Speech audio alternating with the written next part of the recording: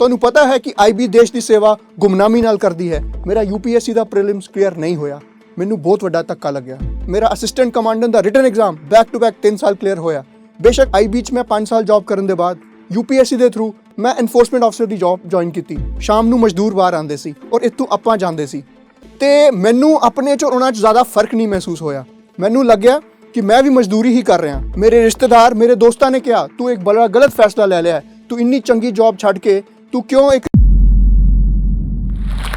मुखड़े पर धूल लगी माना माथा फूटा माना, लेकिन लो मान लिया है कांप गया है पूर्ण बदन अंतर मन से। पर आंखों से अंगारे मैं नथनों से तूफा लाऊंगा, मैं गिर गिर कर भी धरती पर हर बार खड़ा हो जाऊंगा। मुट्ठी में भींच लिया तारा तो नगर में ढोल पिटा दो जी, कि अंधेरे हो लाख घने अंधेरे अनंत नहीं, गिर जाना मेरा अंत नहीं। मेरा नाम नवजोत सिंह है। मैं जम्मू कश्मीर ਦੇ ਅਖਨੂਰ ਖੇਤਰ ਨੂੰ ਬਿਲੋਂਗ ਕਰਦਾ ਹਾਂ। ਮੈਂ ਇੱਕ ਐਕਸ ਇੰਟੈਲੀਜੈਂਸ ਬਿਊਰੋ ਆਫੀਸਰ ਹਾਂ, ਇੱਕ ਐਨਫੋਰਸਮੈਂਟ ਆਫੀਸਰ ਹਾਂ, ਇੱਕ ਪਬਲਿਕ ਸਪੀਕਰ ਹਾਂ, ਇੱਕ ਐਕਸ ਸੌਫਟਵੇਅਰ ਕੰਸਲਟੈਂਟ ਹਾਂ ਔਰ ਇੱਕ ਸੋਸ਼ਲ ਵਰਕਰ ਹਾਂ। ਮੇਰੇ ਪਿਤਾ ਜੀ ਇੱਕ ਮਾਸਟਰਸ ਇਨ ਐਡਮਿਨਿਸਟ੍ਰੇਸ਼ਨ ਰਹੇ, ਉਹਨਾਂ ਨੇ ਫਿਰ ਲਾਅ ਵੀ ਕੀਤਾ ਹੈ ਤੇ ਉਹਨਾਂ ਦੀ ਉਸ ਕਹਾਣੀ ਤੋਂ ਵੱਧ ਕੇ ਇਹ ਜੋ ਉਹਨਾਂ ਨੇ ਆਪਣਾ ਸੰਘਰਸ਼ ਕੀਤਾ, ਮਾਤਾ ਪਿਤਾ ਨੇ, ਉਹ ਉਹਨਾਂ ਨੇ ਆਪਣੇ ਸੰਘਰਸ਼ ਤੋਂ ਵੱਧ ਕੇ ਸਾਨੂੰ ਇੱਕ ਜੀਵਨ ਦੇਣ ਦੀ ਇੱਕ ਕੋਸ਼ਿਸ਼ ਕੀਤੀ। ਅਗਰ ਮੈਂ ਆਪਣੀ ਗੱਲ ਕਰਾਂ, ਮੈਂ ਇੱਕ ਸਕੂਲ ਵਿੱਚ ਬੜਾ ਹੀ ਹੋਣਹਾਰ ਛਾਤਰ ਸੀਗਾ। 10ਵੀਂ ਤੱਕ ਮੈਂ ਟੌਪਰ ਰਿਹਾ ਸਕੂਲ 'ਚ, ਲੇਕਿਨ 10ਵੀਂ ਜੋ ਹੋਇਆ ਉਸਨੇ ਮੇਰੇ ਜੀਵਨ ਵਿੱਚ ਇੱਕ ਬਹੁਤ ਬੜਾ ਬਦਲਾਵ ਲੈ ਆਇਆ। 10ਵੀਂ ਵਿੱਚ ਮੇਰੀ ਪਰਸੈਂਟੇਜ ਜਿੰਨੀ ਮੈਂ ਉਮੀਦ ਕੀਤੀ ਸੀ ਉਨੀ ਨਹੀਂ ਆਈ। ਮੈਂ ਉਮੀਦ ਕੀਤਾ ਸੀ ਕਿ ਮੇਰੇ 95% ਤੋਂ ਉੱਪਰ ਆਣਗੇ।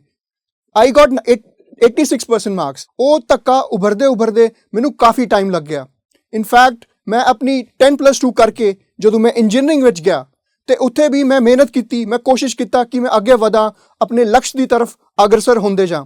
ਇੰਜੀਨੀਅਰਿੰਗ ਕਰਨ ਤੋਂ ਬਾਅਦ ਮੈਂ ਕਾਰਪੋਰੇਟ ਸੈਕਟਰ ਜੁਆਇਨ ਕਰ ਲਿਆ। ਮੈਂ ਟਾਟਾ ਗਰੁੱਪ ਵਿੱਚ ਗੁੜਗਾਉਂ ਵਿੱਚ ਮੇਰੀ ਪੋਸਟਿੰਗ ਹੋ ਗਈ। ਦੋਸਤੋ ਉਸ ਵਕਤ ਮੇਰਾ ਇੱਕ ਜੋ ਲਕਸ਼ ਸੀ ਕਿ ਮੈਂ ਕਾਰਪੋਰੇਟ ਸੈਕਟਰ ਵਿੱਚ ਜਾ ਕੇ MBA ਕਰਕੇ ਇੱਕ ਉੱਚੀ ਤੋਂ ਉੱਚੀ ਪਦਵੀ ਤੇ ਪੁੱਜਾਂ।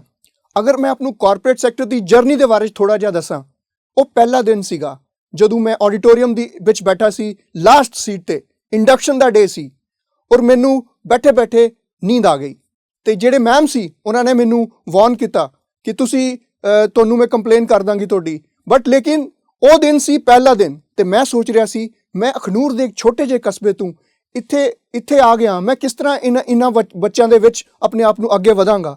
ਲੇਕਿਨ ਦੋਸਤੋ ਮੈਂ ਤੁਹਾਨੂੰ ਗੱਲ ਦੱਸਦਾ, ਜਦੋਂ ਉਹ ਟ੍ਰੇਨਿੰਗ ਦਾ ਲਾਸਟ ਦਿਨ ਸੀ, ਵੈਲੀਡੇਟਰੀ ਫੰਕਸ਼ਨ ਸੀ, ਉਹ ਦਿਨ ਮੈਂ ਉੱਥੇ ਹੀ ਬੈਠਾ ਸੀ ਸੇਮ ਸੀਟ ਤੇ ਮੈਂ ਉਸ ਦਿਨ ਮਿਸਟਰ TCS ਬਣ ਗਿਆ ਸੀ। ਮੈਂ ਬੈਸਟ ਟ੍ਰੇਨਿੰਗ ਕੈਡੇਟ ਦਾ ਅਵਾਰਡ ਮਿਲਿਆ ਸੀ। ਉਹ क्षण ਵੀ ਬੜੇ ਹੀ ਖੂਬਸੂਰਤ क्षण ਸੀਗੇ ਜਦੋਂ ਜੱਜਿਸ ਨੇ ਪੁੱਛਿਆ ਪੂਰੇ ਆਡੀਟੋਰੀਅਮ ਵਿੱਚ ਲੋਕਾਂ ਨੂੰ ਕਿ who is going to be mister TCS ਤੇ ਰਿਜ਼ਾਊਂਡਿੰਗ ਵਾਇਸ ਆਈ ਪੂਰੇ ਆਡੀਟੋਰੀਅਮ ਨੂੰ, ਨਵਜੋਤ। ਉਹ ਇੱਕ ਬੜਾ ਹੀ ਮੇਰੇ ਉਹ ਪਲ ਸੀ, ਪਹਿਲਾ ਦਿਨ ਜਦੋਂ ਮੈਨੂੰ ਮੈਮ ਨੇ ਪਕੜਿਆ ਸੀ ਸੌਂਦੇ ਹੋਏ ਔਰ ਉਹ ਮੈਂ ਐਂਡ ਵਿੱਚ ਮੈਂ ਮਿਸਟਰ TCS ਔਰ ਬੈਸਟ ਕੈਡੇਟ ਦਾ ਮੈਨੂੰ ਅਵਾਰਡ ਮਿਲਿਆ ਸੀ।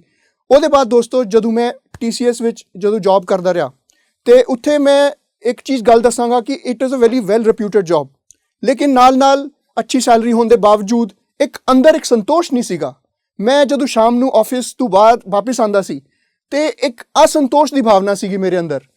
ਇਨਫੈਕਟ ਮੈਂ ਤੁਹਾਨੂੰ ਦੱਸਾਂ, ਮੇਰੀ ਜਿਹੜੇ ਆਫਿਸ ਦੀ ਬਿਲਡਿੰਗ ਸੀ ਉਹ 7th floor pure glass building ਸੀਗੀ ਤੇ ਮੇਰੇ ਦਫ਼ਤਰ ਦੇ ਸਾਹਮਣੇ ਇੱਕ ਨਵੀਂ ਬਿਲਡਿੰਗ ਬਣ ਰਹੀ ਸੀ। ਉੱਥੇ ਸ਼ਾਮ ਨੂੰ ਮਜ਼ਦੂਰ ਬਾਹਰ ਆਉਂਦੇ ਸੀ ਔਰ ਇੱਥੋਂ ਆਪਾਂ ਜਾਂਦੇ ਸੀ ਤੇ ਮੈਨੂੰ ਆਪਣੇ 'ਚ ਉਹਨਾਂ 'ਚ ਜ਼ਿਆਦਾ ਫਰਕ ਨਹੀਂ ਮਹਿਸੂਸ ਹੋਇਆ। ਮੈਨੂੰ ਲੱਗਿਆ ਕਿ ਮੈਂ ਵੀ ਮਜ਼ਦੂਰੀ ਹੀ ਕਰ ਰਿਹਾ, ਮੈਂ ਉਹ ਨਹੀਂ ਕਰ ਰਿਹਾ ਜਿਸ ਕਰਨ ਵਾਸਤੇ ਮੇਰਾ ਸ਼ਾਇਦ ਇਸ ਦੁਨੀਆ ਵਿੱਚ ਜਨਮ ਹੋਇਆ। ਤੇ ਮੈਂ ਸੋਚਿਆ ਔਰ ਮੈਂ ਅੰਤਤः ਇਹ ਡਿਸੀਜਨ ਲਿੱਤਾ ਕਿ ਮੈਂ ਆਪਣੀ ਕਾਰਪੋਰੇਟ ਸੈਕਟਰ ਦੀ ਵੈਲ ਪੇਇੰਗ ਜੌਬ ਨੂੰ 2.5 ਸਾਲ ਦੇ ਬਾਅਦ ਛੱਡ ਦਿੱਤਾ। ਇਹ ਇੱਕ ਬਹੁਤ ਵੱਡਾ ਇੱਕ ਪਲੰਜ ਸੀਗਾ। ਮੇਰੇ ਰਿਸ਼ਤੇਦਾਰ, ਮੇਰੇ ਦੋਸਤਾਂ ਨੇ ਕਿਹਾ ਤੂੰ ਇੱਕ ਬੜਾ ਗਲਤ ਫੈਸਲਾ ਲੈ ਲਿਆ ਹੈ, ਤੂੰ ਇੰਨੀ ਚੰਗੀ ਜੌਬ ਛੱਡ ਕੇ ਤੂੰ ਕਿਉਂ ਇੱਕ ਰਿਸਕ ਲੈ ਰਿਹਾ।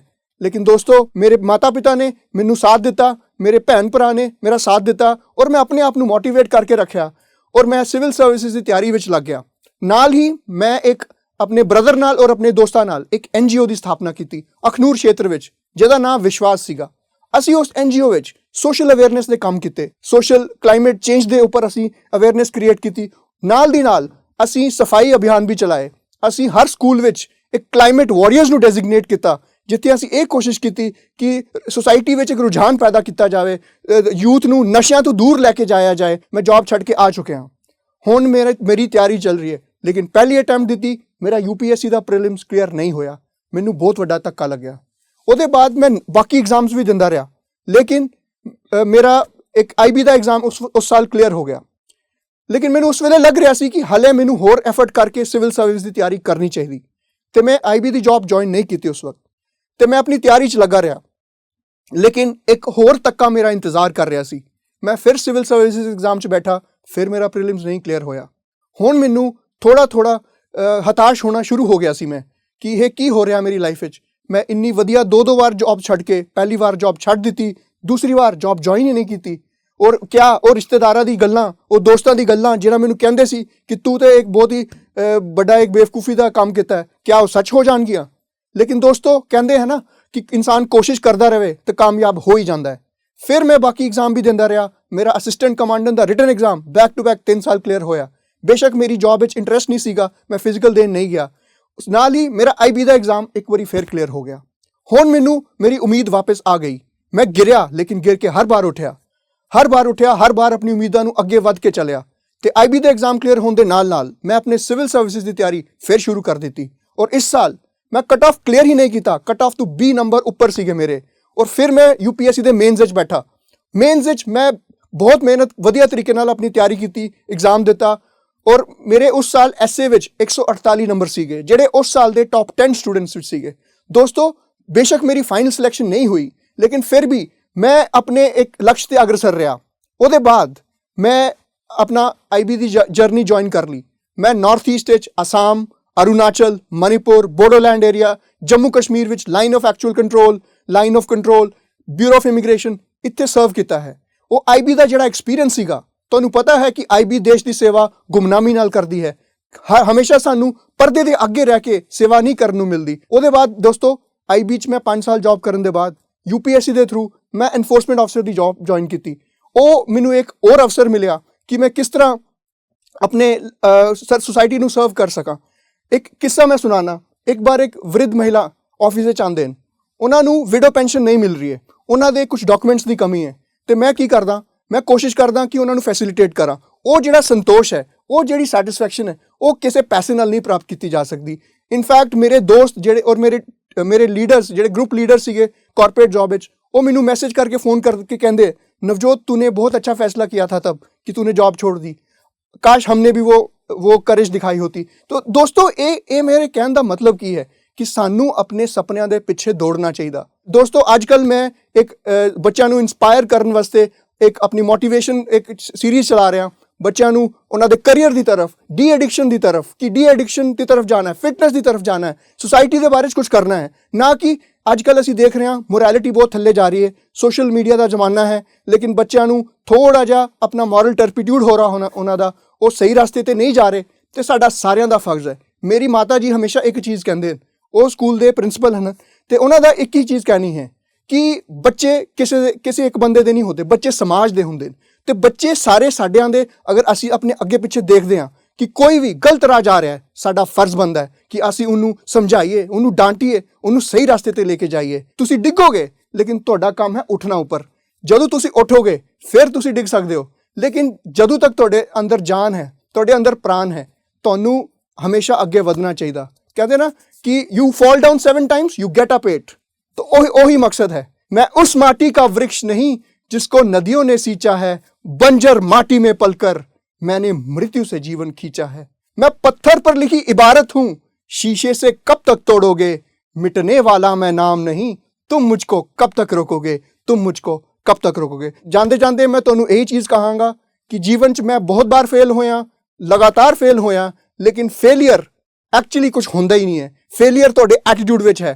तुसी लड़दे रहो जदों तक जान है। ਉਹ शीतल देवी की कहानी तुहानू याद आनी चाहिए। जम्मू कश्मीर की छोटी जी बच्ची जिहदियां मतलब हथ नहीं सीगे ते उन्हें अपने पैरां नाल जाके गोल्ड मैडल लैके आई। तो साडे एटीट्यूड नू चेंज करने की जरूरत है। ਜਿਹੜੇ बच्चे बाहर दौड़ रहे हैं, IELTS नू डिग्री समझ रहे हैं, उन्होंने ये चीज़ समझने की जरूरत है कि सानू अपने देश की सेवा, अपने पंजाब, अपने जम्मू कश्मीर, अपने पूरे भारत वर्ष की सेवा करने विच अपना योगदान देना है। इन्हीं शब्दों नाल मैं ਤੁਹਾਡਾ ਸਾਰਿਆਂ ਦਾ ਔਰ ਜੋਸ਼ ਟਾਕਸ ਦੇ ਪਲੇਟਫਾਰਮ ਦਾ ਬਹੁਤ ਜ਼ਿਆਦਾ ਸ਼ੁਕਰਗੁਜ਼ਾਰ ਹਾਂ। ਸਾਰਿਆਂ ਨੂੰ ਸਤਿ ਸ਼੍ਰੀ ਅਕਾਲ, ਜੈ ਹਿੰਦ ਦੋਸਤੋ। ਇਸ ਵੀਡੀਓ ਬਾਰੇ ਆਪਣੀ ਰਾਏ ਕਮੈਂਟ ਸੈਕਸ਼ਨ ਵਿੱਚ ਸਾਨੂੰ ਦੱਸੋ ਅਤੇ ਆਪਣੇ ਮਿੱਤਰਾਂ ਨਾਲ ਇਹ ਵੀਡੀਓ ਸ਼ੇਅਰ ਕਰਨਾ ਨਾ ਭੁੱਲਿਓ।